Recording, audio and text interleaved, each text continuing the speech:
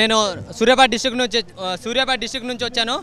అయితే CM sir ఏమన్నారంటే Somajiguda press క్లబ్లో మీరేమన్నారంటే కంపల్సరీ మీరు 30 లక్షల మంది ఉన్నారు కదా, 30 లక్షల ఇంటూ 3 వేసుకోండి, 1 కోటి మంది అంటే 100 సీట్లు మార్చవచ్చు, మీకు ఆ సత్తా ఉంది. మీరు మీ ముసలమ్మ మీ అమ్మ నాన్న వేస్తే 1 కోటి మందితో 100 సీట్లు చేంజ్ చేసే సత్తా మీలో ఉందన్నారు. మేము అలాగే మీ ప్రభుత్వాన్ని తెచ్చుకున్నాము. మీరు కావాలని ఇంకా డిలే చేస్తే మరి ఈ ఉద్యమం ఇంకా తీవ్ర పరిణామాలు చోటు చేసుకుంటుంది. మీరు దయచేసి ఆ ప్రవీణిక విషయంలో మీరు రాజకీయం ఎలా చేశారో ఇక్కడ కూడా రాజకీయాలు చేయకండి. మీకు దండం పెడతాను. కంపల్సరీ మీరు పోస్టులు పెంచాలి. నవంబర్లో 2 రాసే సత్తా మాకుంది. మీరు పెట్టే సత్తా మీకుందా లేదా? మీకే కనుక చింతశుద్ధి ఉంటే టీఆర్ఎస్ గవర్నమెంట్ ఇచ్చిన పోస్టులు మీరు ఫిలప్ చేసేది ఎందుకు? ఎవరైనా చేస్తారు.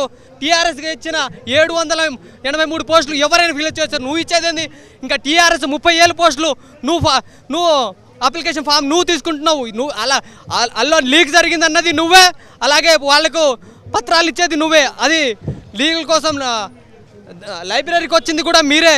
దయచేసి మీకు పాదాభివందనాలు చేస్తాము. గ్రూప్ 2 పోస్టులు పెంచండి. అదే మాకిచ్చే మీరు పెద్ద బహుమతి. ఇప్పుడు ప్రధానంగా ఇక్కడ ఎందుకు వచ్చామంటే గతంలో మీరు 2 లక్షల ఉద్యోగాలు అన్నారు. వాస్తవానికి 2 లక్షల ఉద్యోగాలు ఫిల్ అవుతాయా? కావు. కానీ ఏంటిదంటే వాస్తవం ధోరణి దగ్గర న్యాయం జరుగుతుందని చెప్పేసి నమ్మాం మిమ్మల్ని. ఇప్పుడు ఏమంటున్నారు? 30,000 ఉద్యోగాలు మేము నింపాము అంటున్నారు. కానీ ఆ 30,000 ఉద్యోగాలు కూడా అప్పుడు లీకేజ్ అయిన వ్యవహారంలో ఉన్న ఎగ్జామ్లే అవి. దాన్ని మీరు ఒక్కసారి ఆత్మ పరిశీలన చేసుకోవాలి కాంగ్రెస్ వాళ్ళు. ఎందుకంటే ఆ 30,000 ఉద్యోగాలు లీక్ అయినప్పుడు మీరు పత్రాలు ఇచ్చినప్పుడు తను అమ్ముడు పోయినట్టు మీరు అమ్ముడు పోతున్నారా ఏంటిది అనేది మాకు డౌట్ వస్తుంది ప్రజెంట్. ఇప్పుడు ఇంకో విషయం, క్యాలెండర్ అంటున్నా ఉన్నారు. ఈ క్యాలెండర్ ఎక్కడుంది? మేము ఏ గూగుల్లో వెతికినా లేదు. మీరు ఇచ్చే నోటిఫికేషన్కి మీరు మాట్లాడే మాటకి అసలు పొంతన లేదు. అదేవిధంగా ఆ రోజు మేము సెంట్రల్ సిటీ లైబ్రరీలో ఉన్నప్పుడు ఇదే రియాజ్ సారు, ఇదే బల్మూరి వెంకట్, ఇదే మన కోదండరామ్ సారు 1కి 10 సార్లు మమ్మల్ని ఫోన్ చేసి లేదు మన గవర్నమెంట్ వస్తే మన ఇంటిలో మన పాలన ఎలా ఉంటుందో అలా ఉంటుందని చెప్పారు మీరు ఆ రోజు. అప్పుడు మేము ఎలా నమ్మామంటే ఒక కోదండరామ్ సార్ని, ఒక రియాజ్ సార్ని, ఒక మా బాబాయ్ మా నాన్నలాగా ఊహించుకున్నాం వాళ్ళని. వాళ్ళ మాట కూడా అంత బాగా మాట్లాడారు. కాబట్టి ఈరోజు ఎందుకు పెంచాలన్నప్పుడు మీరు మా పక్షాన వచ్చి మాట్లాడట్లేదు ఎందుకు? మేమేమన్నా పొలిటికల్ బ్యాక్గ్రౌండ్, మేమేమన్నా పార్టీ పెట్టుకున్నామా? పార్టీలు ఉన్నాయి మీకు. ఇప్పుడు మీరు అక్కడ వెళ్ళి మా పైన రాజకీయం చేసుకొని మీరు ఎమ్మెల్సీ టికెట్లు పొందారు మీరు. కానీ మాకేముందా? ఏమీ లేదు. అంటే మీకు ఇప్పుడు మన గవర్నమెంట్ వచ్చినప్పుడు ఎలా ఉంది? ఒకరికి ఎలక్షన్లో ఓడిపోతే ఇంకో ఎలక్షన్లో ఛాన్స్ ఇస్తూ ఉన్నారు. అదే ఒక నిరుద్యోగికి ఒక్క ఛాన్స్ ఎందుకు ఇవ్వట్లే? నేను ఏమంటున్నా ప్రధానంగా అంటే 2014లో మనకు తెలంగాణ వచ్చి ఉండొచ్చు. మొన్న తెలంగాణ సంబరాలు నీకైందయ్యా, మాకు కాదు. ఎందుకంటే ఆ రోజు ఉమ్మడి ఆంధ్రప్రదేశ్ ఉంటే సీఎం రేవంత్ రెడ్డి గారు ఈరోజు సీఎం అయ్యేవారా? ఒకసారి ఆత్మ పరిశీలన చేసుకోండి మీరు. ఎందుకంటే ఆ రోజు ఆత్మ బలిదానాల వల్ల వచ్చిన తెలంగాణలో ఈరోజు మీకు పొలిటికల్గా మీకు వచ్చింది ఏంటిదంటే పదవులు వచ్చాయి. మీరు ఆ పదవులు ఈరోజు మీరు పంచుకుంటా ఉన్నారు. కానీ మాకు వచ్చే ఉద్యోగాలను మీరు ఎందుకు పంచట్లేదు? ఎందుకంటే మా జీవితాలతో అందరూ గతంలో ఉన్న ప్రభుత్వం ఆడుకుంది, ఈరోజు ఈ ప్రభుత్వం కూడా ఆడుకుంటుంది. ఎందుకంటే ఆ రోజు తెలంగాణ భౌగోళికంగా వచ్చి ఉండొచ్చు, పొలిటికల్లీ వచ్చి ఉండొచ్చు. కానీ ఆ రోజు విద్యా వ్యవస్థకు ఎలా రాలేదో ఈ రోజు కూడా రాలేదు.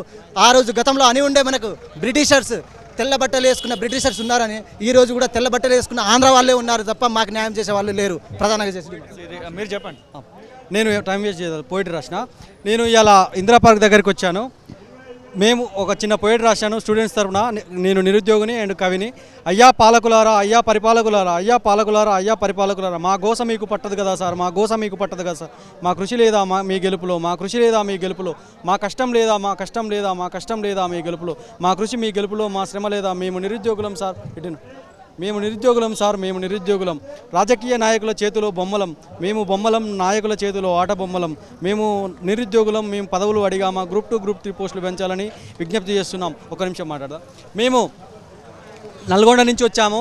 తొలి వెలుగుకు చాలా థ్యాంక్స్. అన్ని నిరుద్యోగుల ఏ ఉద్యమానికైనా సపోర్ట్ చేస్తున్నందుకు తొలి వెలుగుకు ముందుగా కృతజ్ఞతలు. అయితే ఇప్పుడు జరగాల్సింది ఏంటంటే గ్రూప్ 2, గ్రూప్ 3 పోస్టులు పోస్ట్ పోన్ అడగట్లే. గ్రూప్ 2, గ్రూప్ 3 పోస్ట్ శంకరన్న గ్రూప్ 2 గ్రూప్ 3 పోస్టులు వెంటనే పెంచాలి. మేము పోస్ట్ పోన్ అడగట్లేదు. మీకేమో ఒక ఎమ్మెల్యే ఏదైనా ఇన్సిడెంట్ అయితే ఎమ్మటే నింపుకుంటారు.